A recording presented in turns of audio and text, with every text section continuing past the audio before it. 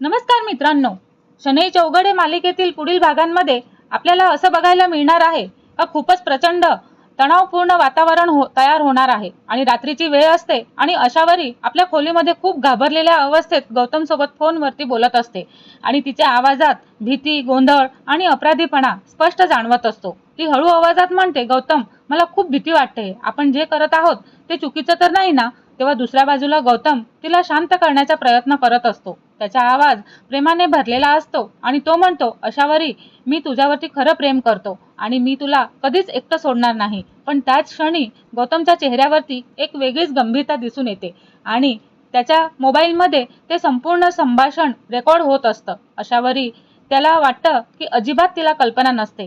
काही वेळानंतर अशावरी अचानक भावनिक होऊन म्हणते की माझ्या कुटुंबासाठी मला हे लग्न करावंच लागेल, मी कोणालाच दुखवू शकत नाही। हे ऐकताच गौतमचा चेहरा बदलतो आणि त्याच्या डोळ्यामध्ये धक्का आणि राग दोन्ही दिसू लागतात। तो अचानकच शांत होतो आणि थंड आवाजात म्हणत असतो, म्हणजे तू मला फसवत होतीस ना?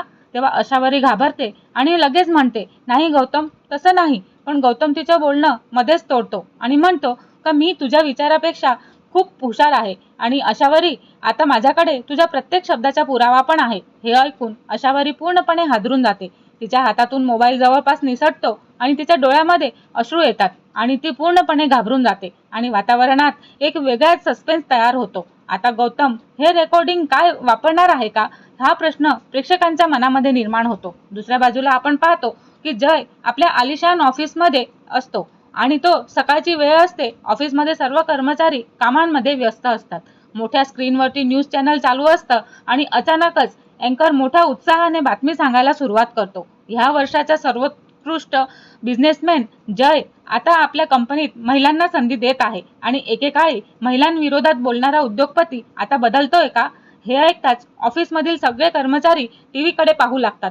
काही क्षण आणि काही जण आश्चर्याने कुजबुज करू लागतात, पण जयचा चेहरा मात्र संतापाने लाल होतो। त्या कपाळावरच्या त्याच्या नसा ताणल्या जातात आणि तो रिमोट जोरात टेबलावरती आपटतो आणि ओरडतो, हे मीडियाचे लोक आहे ना, माझी इमेज खराब करतायत, असं तो म्हणतो आणि त्याच्या आवाजाने संपूर्ण ऑफिसमध्ये शांतता पसरते। आकाश लगेच आत येतो आणि त्याला शांत करण्याचा प्रयत्न करतो। तेव्हा जय, शांत हो, ही फक्त बातमी आहे। पण जय अजूनच चिडतो आणि म्हणतो की माझा निर्णयाचा अर्थ इथे लोक बदलून दाखवत आहेत, मला कुणाचं सर्टिफिकेट नकोय।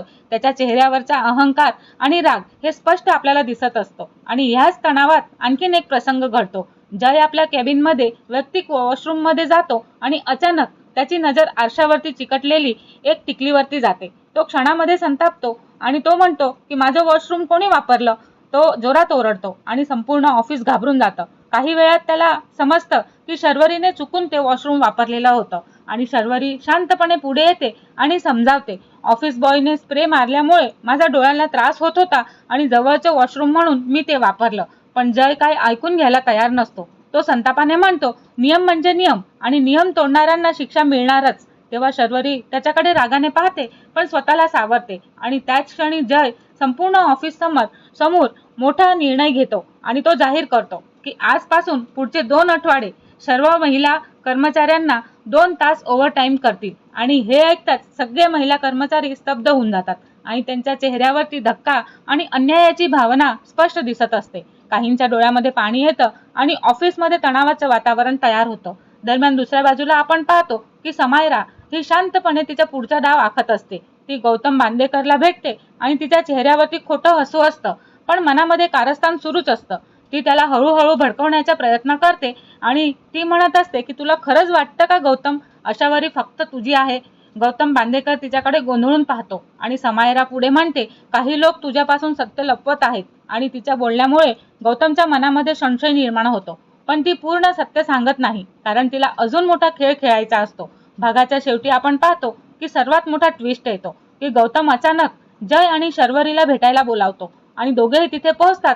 पण गौतमचा चेहरा पाहूनच त्यांना जाणवतं की काहीतरी मोठं होणार आहे। काही क्षण शांत राहून गौतम गंभीर आवाजात म्हणतो, आशावरी आणि माझ्या प्रेमामुळे दोन्ही कुटुंबांचं आयुष्य उद्ध्वस्त होऊ शकतं। जय आणि शर्वरी दोघेही त्यांच्याकडे लक्ष देऊन पाहत असतात आणि मग गौतम अचानक धक्कादायक निर्णय सांगतो आणि म्हणतो की म्हणूनच लग्नाच्या दिवशी मंडपात मीच नवरदेव म्हणून उभा राहणार आहे. हे ऐकताच जय आणि शर्वरी दोघेही स्तब्ध होतात. शर्वरी गोंधळून विचारते, तू नेमकं काय बोलतोयस? पण गौतम फक्त हलकासा स्मित करतो आणि म्हणतो, योग्य वेळी सगळंच समजेल. तर भागाचा शेवट प्रचंड सस्पेन्समध्ये होतो आणि एका बाजूला गौतमच्या हातात अशावरीचं गुपित असलेलं रेकॉर्डिंग आहे, तर दुसऱ्या बाजूला आपण पाहतो की ऑफिसमध्ये शर्वरीने बंड पुकारलेला आहे आणि तिसऱ्या बाजूला आपण पाहतो की समायरा तिच्या कारस्थानाने सगळ्यांचं आयुष्य बदलण्याची तयारी करत आहे. आता पुढे काय होणार, कोणाचं प्रेम जिंकणार आणि कोणाचा विश्वास तुटणार याची उत्सुकता प्रेक्षकांच्या मनामध्ये सिगेला पोहोचते. तर आता पुढे आपल्याला हे सगळं पाहण्यासाठी आमच्या चॅनलला लाईक, शेअर आणि सबस्क्राईब करायला विसरू नका. धन्यवाद.